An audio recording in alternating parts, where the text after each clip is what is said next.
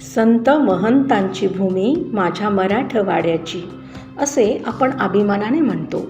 मध्ययुगीन कालखंडात मराठवाड्याने भक्ती क्षेत्रात फार मोठ्या संत महंतांची देणगी जगाला दिलेली आहे. आपल्या मराठवाड्यातील नवपिढीला आपण ज्या प्रदेशात राहतो त्या भूप्रदेशाचा आध्यात्मिक, ऐतिहासिक, राजकीय, भौगोलिक आणि सांस्कृतिक वारसा समजावा. ज्या संत कवींची मराठवाडा ही जन्मभूमी किंवा कर्मभूमी होती, त्या संत कवींचा परिचय व्हावा या हेतूने भारतीय ज्ञान परंपरा या अभ्यासपत्रिकेमध्ये मराठवाड्यातील संत परंपरा आणि संत वाङ्मय हा विषय अभ्यासासाठी नेमण्यात आलेला आहे. आता आपण मराठवाड्यातील संतांची ओळख करून घेणार आहोत. तत्पूर्वी एक सूचना आहे की या व्हिडिओच्या डिस्क्रिप्शन बॉक्समध्ये या पाठ्यघटकावर आधारित गुगल फॉर्मची लिंक दिलेली आहे. या लिंकवर क्लिक करून मराठवाड्यातील संत या अभ्यास घटकावर आधारित वस्तुनिष्ठ प्रश्नावली सोडवावी आणि ती सोडवल्यानंतर तुमच्या ईमेलवर प्रमाणपत्र प्राप्त होईल. त्यासाठी हा व्हिडिओ काळजीपूर्वक बघावा. भारतीय ज्ञानपरंपरा हा एक निर्मळ, सात्विक आणि अखंड वाहणारा झरा आहे, ज्यामध्ये हजारो ऋषीमुनींच्या, संत महंतांच्या श्रद्धा, संस्कृती, संस्कार, सदाचार आणि नीतिमूल्य रुजवणारा तत्वविचार सामावलेला आहे. भारतभूमीमध्ये अनेक थोर संत जन्माला आले. संतांची अशी थोर परंपरा अन्य कोणत्याही देशाला लाभलेली नाही. संतांनी ज्ञानाची उपासना करून आदर्श समाजमूल्य समाजामध्ये रुजावी यासाठी आपले आयुष्य वेचले. मध्ययुगीन भारताच्या निरनिराळ्या प्रदेशामध्ये ही भक्ती परंपरा निर्माण झाली. भारतातील अग्रेसर महाराष्ट्र राज्य आणि महाराष्ट्रातील महत्त्वाचा प्रशासकीय विभाग म्हणजे मराठवाडा. आपल्या मराठवाड्याचा इतिहास प्राचीन, समृद्ध आणि संपन्न आहे. भारतीय संस्कृतीतील रामायण आणि महाभारत या दोन महाकाव्यांमध्ये महाराष्ट्राचा उल्लेख दक्षिणापथ व दंडकारण्य असा येतो. यातील दक्षिणापथ म्हणजेच आजचा मराठवाडा. मराठवाडा या शब्दातील मराठ हे पूर्वपद महाराष्ट्र या शब्दाचा अपभ्रंश असून त्याचे उपपद वाडा हे ग्रामनामातील वाडी, वस्ती या शब्दाची वारस आहे. मराठवाडा हे प्रादेशिक नाव असून त्याचा अर्थ मराठी बोलणाऱ्यांचा प्रदेश असा होतो, असे राजश्री मोरवंचीकर म्हणतात. आजचा मराठवाडा हा औरंगाबाद अर्थात छत्रपती संभाजीनगर, जालना, परभणी, बीड, लातूर, नांदेड, हिंगोली आणि उस्मानाबाद अर्थात धाराशिव या 8 जिल्ह्यांचा असून महाराष्ट्राचा एक महत्त्वाचा प्रशासकीय विभाग आहे. मराठवाड्याच्या भौगोलिक रचनेचा विचार करता मराठवाडा हा महाराष्ट्रातील एकूण भौगोलिक घटकांपैकी एक महत्त्वाचा स्वयंपूर्ण प्रदेश मानला जातो. प्रामुख्याने 3 पर्वतरांगांनी या प्रदेशाच्या सीमा अधोरेखित केल्या आहेत. उत्तरेकडील नाशिकच्या सातमाळा डोंगर रांगा, ज्यांना मराठवाड्यात अजिंठ्याचे डोंगर म्हणतात, याच पर्वतरांगांमुळे मराठवाडा खानदेश आणि विदर्भापासून वेगळा ठरला. पश्चिमेकडील अहमदनगर जिल्ह्याच्या जवळून पूर्वेकडे जाणाऱ्या बालाघाटच्या डोंगरांमुळे मराठवाडा पश्चिम महाराष्ट्रापासून विभक्त झाला. दक्षिणेकडून पूर्वेकडे जाणारे महादेवाचे डोंगर पुढे सह्याद्रीच्या डोंगर रांगांना जाऊन मिळतात. या सर्व डोंगर रांगांमुळे आजच्या मराठवाडा या भूप्रदेशाच्या निर्माण झालेल्या भौगोलिक सीमा ही निसर्गानेच दिलेली देणगी आहे. जगातील मानवी संस्कृतीचा उदय आणि विकास हा नद्यांच्या खोऱ्यातूनच झाला. या दृष्टीने मराठवाड्याच्या भूभागाचा विचार करता गोदावरीच्या खोऱ्यात लोकवस्ती उदयाला आली. गोदावरीबरोबरच मांजरा, पूर्णा, सिंदफणा, दुधना, खेळणा, तेरणा, कयाधू अशा मराठवाड्यातील नद्यांच्या परिसरात लोकवसाहतींचा विस्तार झाला. शेतीच्या शोधामुळे कृषी संस्कृतीचा विकास झाला. विविध व्यवसायामुळे गावगाड्यात अलुतेदार बलुतेदार पद्धती रूढ होती. मराठवाड्यातील लोकपरंपरा, लोकसंस्कृती, जत्रा, सण, समारंभ, उत्सव, विविध धर्मसंप्रदाय, बोलीभाषा यांना जपणारा लोकसमूह आजही मराठवाड्यामध्ये अस्तित्वात आहे. त्यामुळे महाराष्ट्रातील इतर प्रदेशाच्या तुलनेत मराठवाड्यातील लोकजीवनाचे वेगळेपण उठून दिसते. मराठवाड्याची राजकीय आणि सामाजिक परंपरा बघता मराठवाड्याने इतिहासाच्या या 2000 वर्षात सातवाहनांपासून ते रामदेवराय यादवांपर्यंत अनेक राजकीय स्थित्यंतरे अनुभवली. इतिहास काळात सातवाहन, वाकाटक, राष्ट्रकूट, चालुक्य आणि यादव अशा 5 मोठ्या राजकीय सत्ता किंवा घराणी मराठवाड्यामध्ये होऊन गेली. मराठवाड्यातील प्रतिष्ठान नगरीच्या आसपास सातवाहन या बलशाली सत्तेचा इसवी पूर्व 236 मध्ये उदय झाला. जवळपास 450 वर्षे त्यांनी या ठिकाणी राज्य केले. सातवाहन साम्राज्याच्या नंतर वाकाटकांचे राज्य अस्तित्वात आले. विंध्य पर्वतापासून ते गोदावरी नदीपर्यंत या साम्राज्याचा परीघ विस्तारलेला होता. वाकाटकांच्या काळात अजिंठ्याच्या लेण्या कोरल्या गेल्यामुळे वाकाटक साम्राज्याचे सांस्कृतिक योगदान मराठवाड्याच्या दृष्टीने दैदिप्यमान स्वरूपाचे आहे. त्यानंतर इसवी सनाच्या 8व्या शतकात राष्ट्रकूटांनी इथे सत्ता प्रस्थापित केली. राष्ट्रकूटांनी वेरूळला आपली राजधानी बनवले. मराठवाड्यातील वेरूळ, कंधार, पैठण, तेर, परळी, अंबाजोगाई, धारूर, लातूर, धर्मापुरी या परिसरामध्ये राष्ट्रकूटांची सत्ता होती. वेरूळ आणि औरंगाबाद लेण्यांच्या निमित्ताने राष्ट्रकूट राजांनी या प्रदेशाला सौंदर्य प्राप्त करून दिले.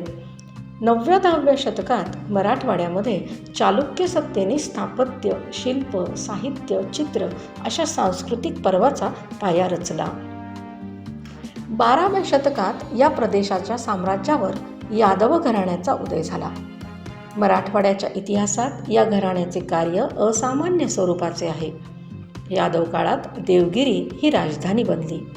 यादव काळ हा मराठवाड्याच्या इतिहासातील सुवर्णमय कालखंड होय.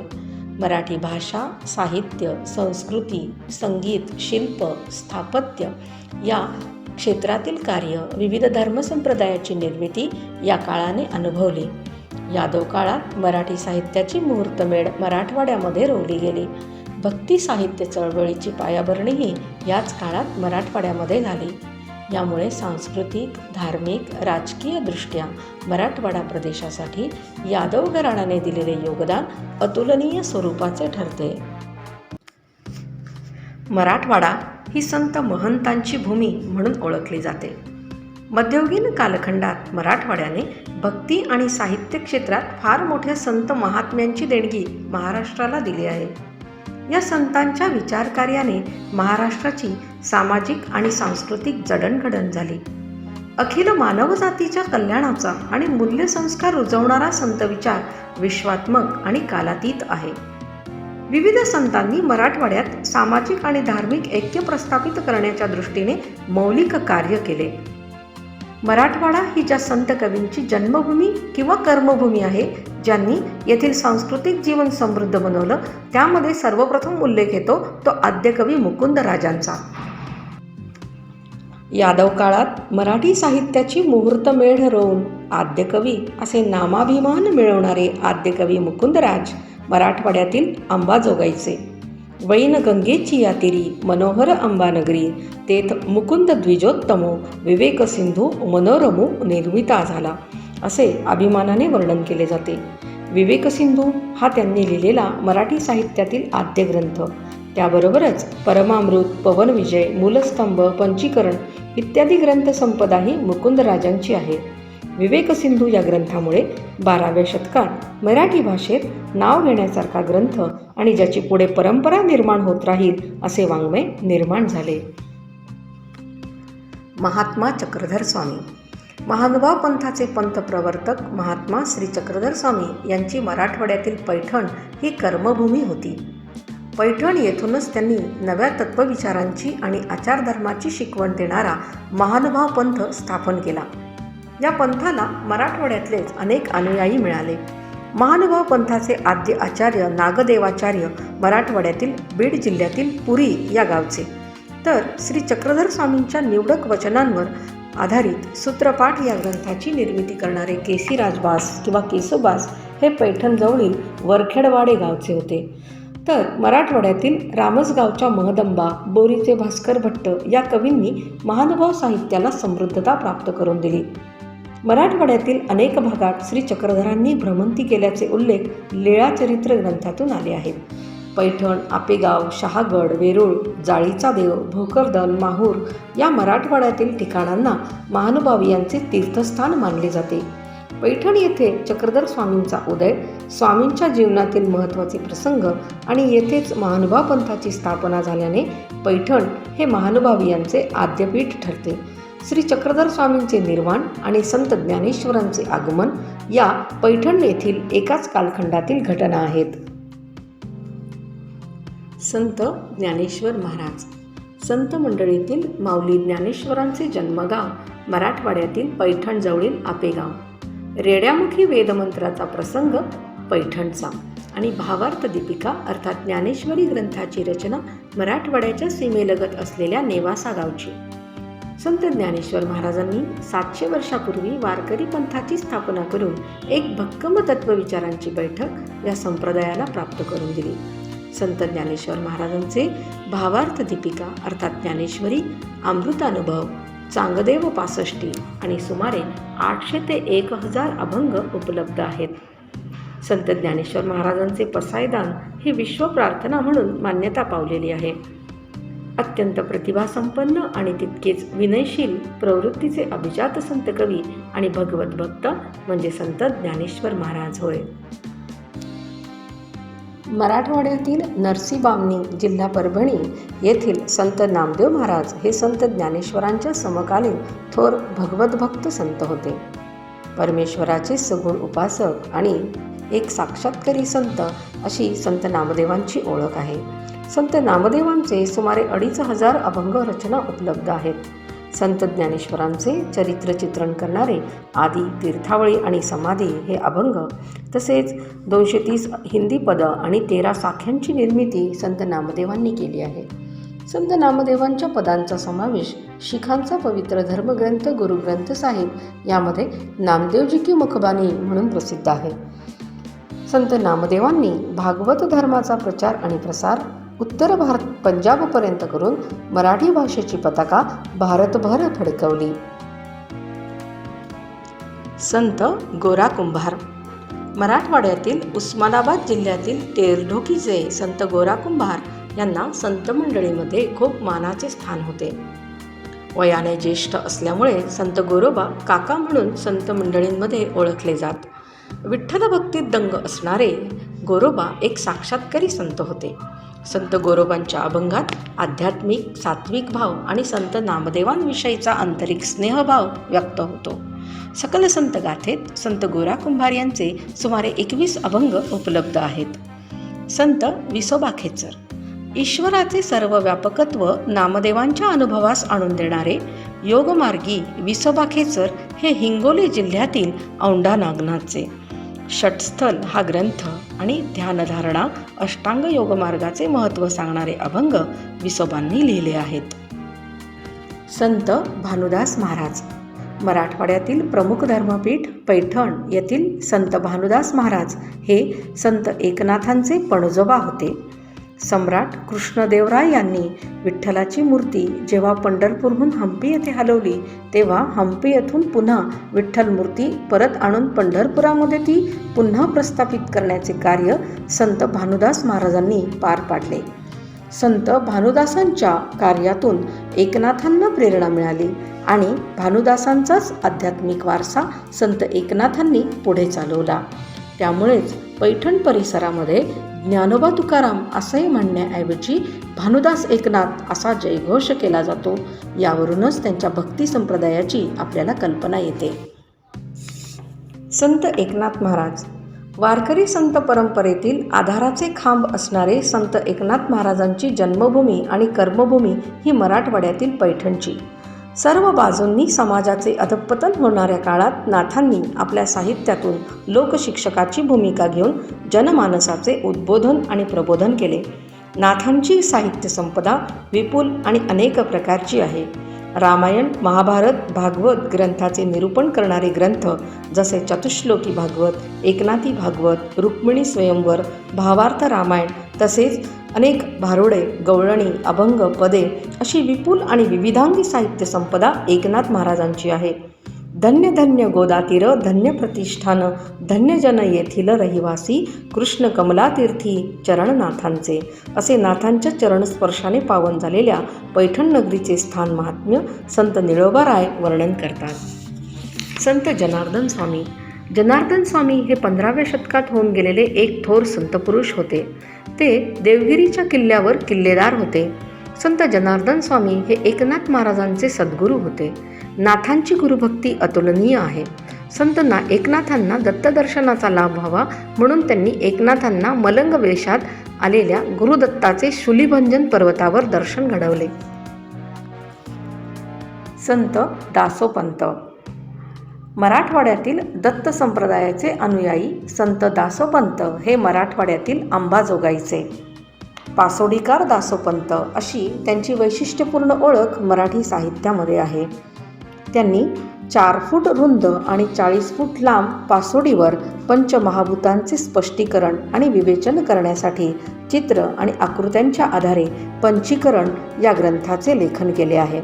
त्याशिवाय गीतार्णव, गीतार्थबोधचंद्रिका, पदार्णव, ग्रंथराज अशा प्रमुख ग्रंथांची निर्मितीही केलेली आहे. अत्यंत सुबोध, प्रवाही भाषाशैली आणि विपुल ग्रंथरचना करणारे ग्रंथकार म्हणून मराठवाड्यातील संत दासोपंत ओळखले जातात. समर्थ रामदास स्वामी. 17व्या शतकात समर्थ संप्रदायाची स्थापना करून विपुल साहित्य निर्मिती करणारे समर्थ रामदास स्वामी उर्फ नारायण सूर्याजी ठोसर हे मराठवाड्यातील जालना जिल्ह्यातील जांब या गावचे.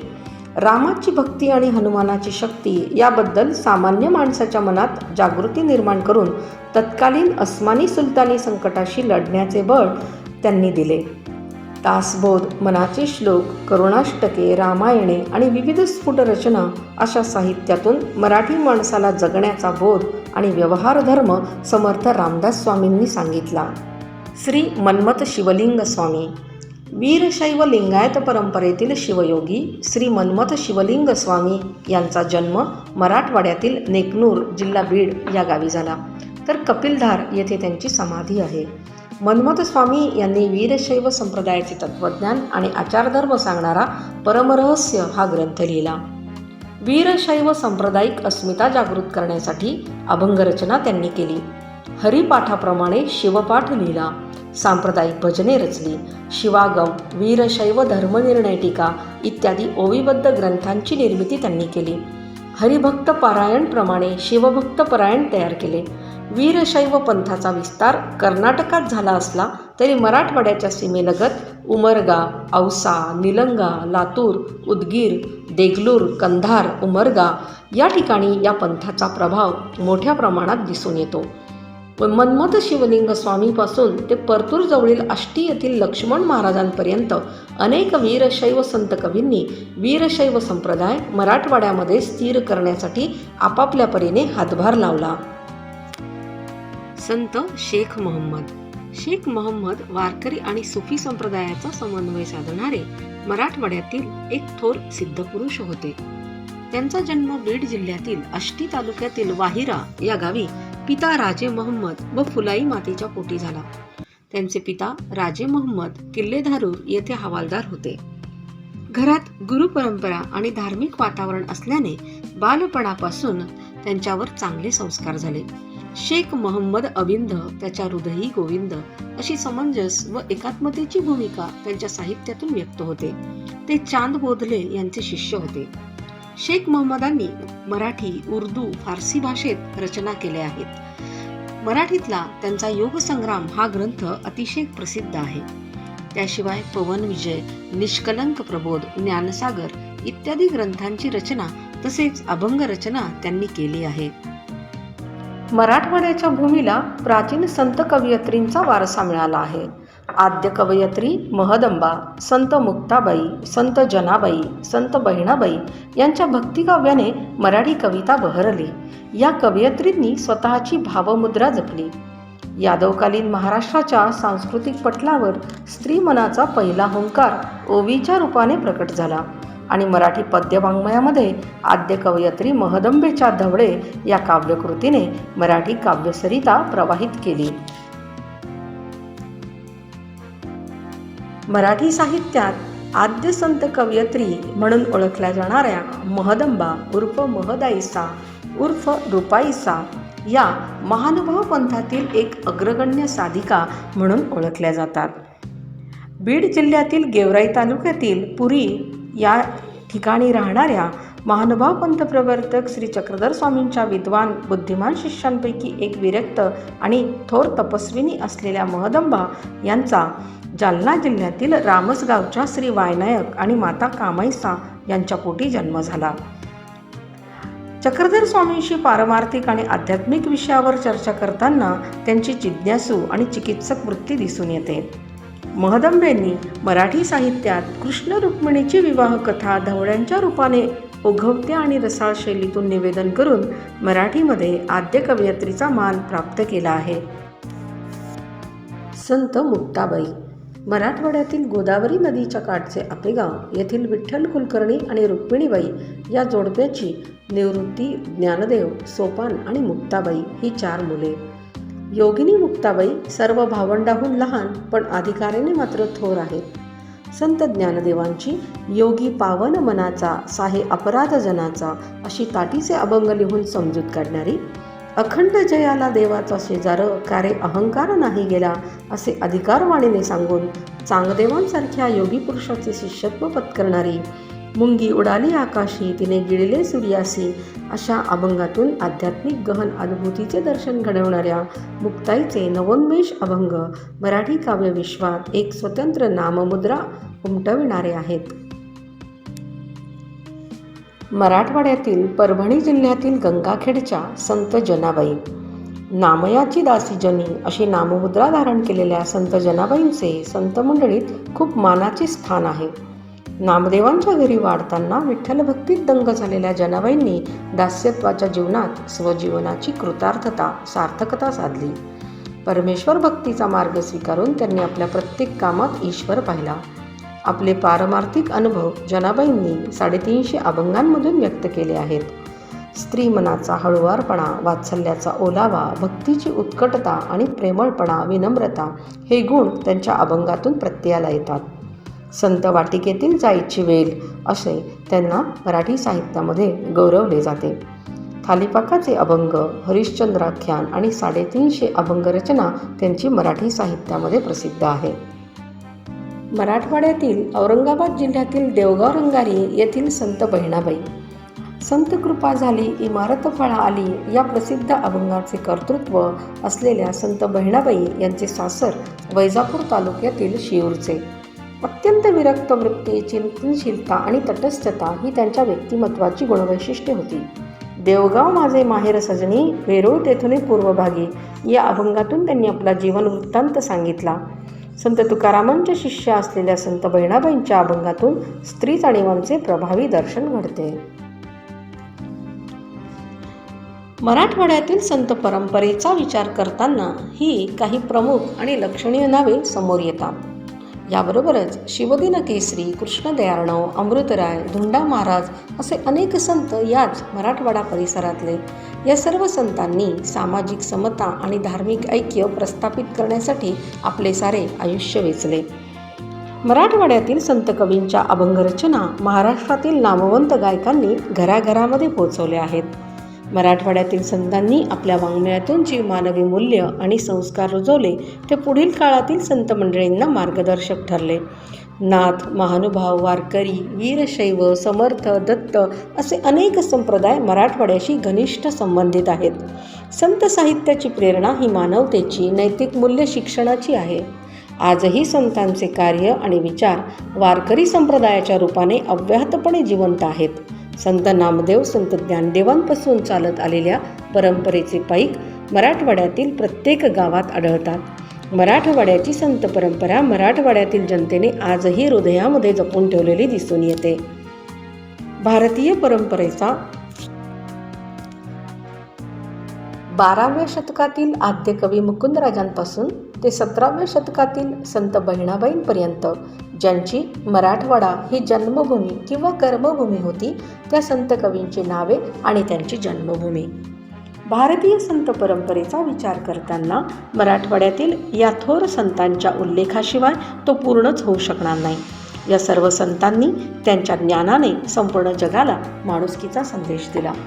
जितके संत रूप जाणू आपण, तितके अंगी येई संतपण, या उक्तीप्रमाणे मराठवाड्यातील या संत कवींचा, संत परंपरेचा विचार करताना आपल्यातही वैश्विक भाव वाढत जातो. धन्यवाद.